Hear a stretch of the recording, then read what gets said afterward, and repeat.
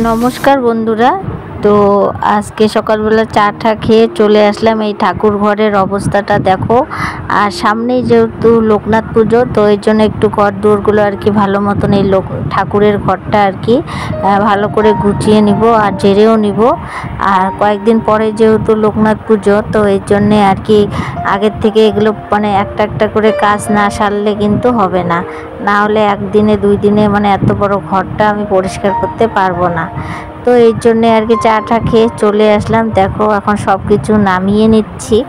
আর কারণ হলো না, চকিটাও একটু ঘোরাবো, কারণ ওইখানে হলো চকিটা যেই পাশে আছে সেই পাশে যদি থাকে তাহলে মানে পূজার জায়গাটা একটু কম হবে, যেহেতু আমার এই ঠাকুর ঘরটা খুবই ছোট। তো এর জন্যেই তো এই যে এখন সব কিছু নামিয়ে নিয়ে চকিটাকে কিন্তু আমি ঘুরিয়ে নিব। কারণ যখন আমরা পূজায় বসবো, হয়তো কয়েকজন হয়তো উপাস থাকবো, সেখানে বসে আর কি অঞ্জলি টঞ্জলি দেওয়া যদি সুযোগ মানে ভালোভাবে দেওয়া যায়। আবার যেহেতু পূজার ব্যাপার, অনেক রকমের প্রসাদ টসাদ থাকবে, জায়গা অনেক দরকার। তো এই জন্যে আর কি আজকে চকিটা ঘুরিয়ে নিব। তো এই যে দেখো সব কিছু এখানে আর কি নামিয়ে নিয়ে তো এই যে এখন চকিটাকে কিন্তু একা একাই ঘোরাচ্ছি, কারণ কেউই নেই আর কি। বাচ্চারা আর কি বড় মেয়ে ওরা সবাই আর কি এদিক সেদিক আছে, তো ভাবলাম ছোট চকি তো এই জন্য একা একাই ঘুরিয়ে নিব। তারপরে আবার রান্না বাড়িও আছে। তো এই যে দেখো গাইস, আর চকিটা ঘোরানো হয়ে গেল। তারপরে কিন্তু বেডশিটটা চেঞ্জ করে দিচ্ছি, কারণ আর যেহেতু গরম পড়েছে, তো অনেকগুলো কাঁথা কাপড় রেখে দিয়েছি আর কি এই বিছানায় গুছিয়ে গুছিয়ে। তো সেগুলো আর কি বিছানার নিচে পেতে নিলাম, কারণ এত গরমে না আমি আমার যে খাটে সেখান থেকে কিন্তু অনেক কাঁথা কাপড় নামিয়ে নিয়েছি। কারণ বেশি কাঁথা কাপড় থাকলে আমার গরম লাগে, তার জন্য খাটের ইয়াটা আর কি বিছানাটার মধ্যে অনেক পাতলা করে দিয়েছি। আর এই বিছানার মধ্যে সব পেতে নিয়ে তারপরে কিন্তু বেডশিটটা আর কি পাল্টিয়ে দিলাম। তারপরে এই যে দেখো বড় মেয়ের জামা কাপড় র্যাক।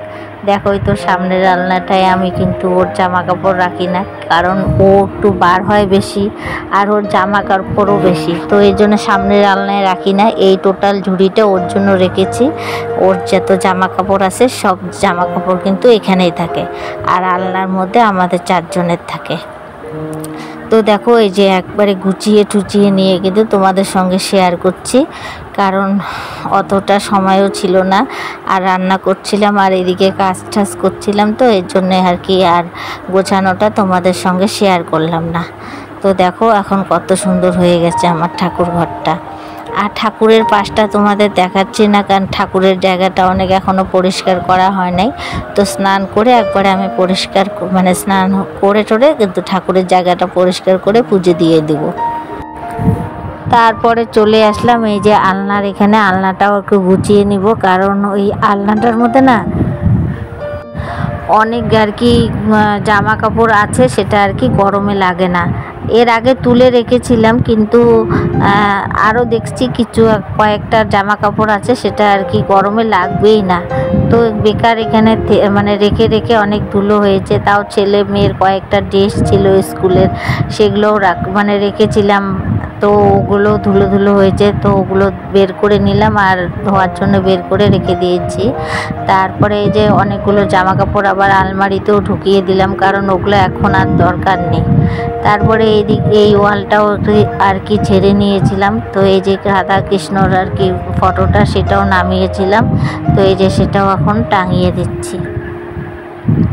তারপরে গাইস এই যে দেখো আমার আর কি অকাজের কাজ সেটাই বলে।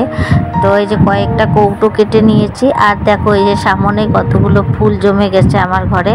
তো সেগুলোর আর কি টব নেই, তো এর জন্যে আর কি বোতল কেটে কেটে এই যে হোয়াইট সিমেন্ট আমার ঘরে ছিল সেটা দিয়ে আর কি টব বানিয়ে রাখছি আর কি। এটা আর কি আজকে বানিয়ে রাখবো, কালকে হয়তো এটা শক্ত হয়ে যাবে, তারপরে কিন্তু ওই ফুলগুলো লাগাবো।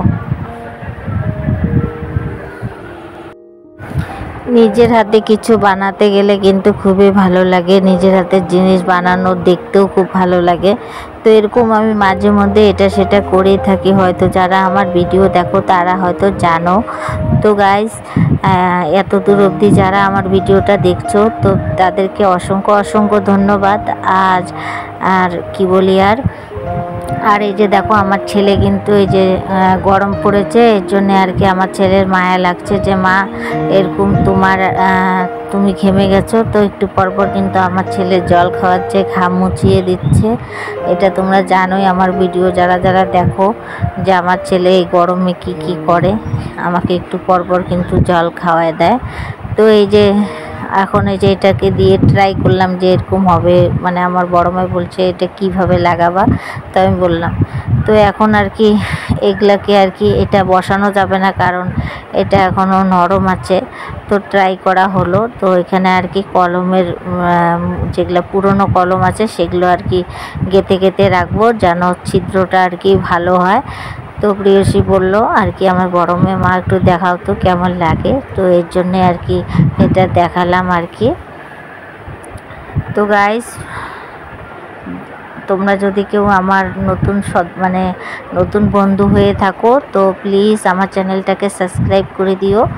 আর যারা পুরনো বন্ধু আছে আমার, তাদেরকে তো অসংখ্য অসংখ্য ধন্যবাদ। তো এই যে দেখো এখন কিন্তু এই যে পুরনো পেনগুলো দিয়ে কিন্তু এটাকে আর কি ছিদ্র হওয়ার জন্য কিন্তু এখানে লাগিয়ে নিচ্ছি। তো গাইস, যদি ভিডিওটা তোমাদের ভালো লাগে প্লিজ লাইক কমেন্ট সাবস্ক্রাইব করে দিও। আর সবাই সুস্থ থেকো, ভালো থেকো, এই বলে আজকের ভিডিওটা শেষ করছি।